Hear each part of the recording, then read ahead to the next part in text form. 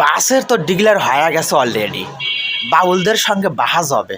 বাউল আউল বাউল foul যত যত তাদের বুদ্ধিজীবী আছে তাদের বাহাসও কিন্তু গ্রহণ করেছে। লতিফ সরকার আব্বাসী হুজুরকে একটা চ্যালেঞ্জ ছুড়ে দিয়েছিল যে তারা তাদের গান বাদ্য নাকি নাজায়েজ প্রমাণ করবে। কিন্তু জৌনপুরের খানদান ডক্টর এনায়েতুল্লাহ আব্বাসী তারা ইসলামী পরিষদ গবেষণা থেকে কিন্তু বাসটা কিন্তু ডিবেটটা কিন্তু প্রস্তাব গ্রহণ করেছে।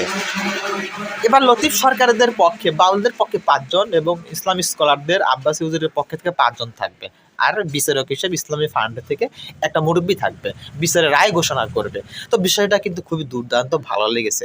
এবার বাউলদের যদি সাহস থাকে তাহলে আব্বাসী হুজুরের পক্ষ থেকে যে ডিবেটটা যে বাসটা ডিক্লেয়ার দেওয়া হয়েছে সেটাকে তোমরা সুন্দরভাবে সুদূরভাবে চিন্তা ভাবনা করে তোমরা বাসের জন্য প্রস্তুত নাও। আমরা সে বাসটা দেখতে চাই। তোমাদের বাউলদের সাথে তোমাদের বাউলদের যত জানা অজানা প্রশ্ন আছে সব কিছু আমরা দেখতে পাবো, জানতে পারবো। আসলে তোমরা ঠিকের মধ্যে আসো, তোমরা হক পথের নাই সেটা প্রমাণ হয়ে যাবে। দ্রুত বাসটা গ্রহণ করে ফেলো, আমরা এটা দেখতে চাই।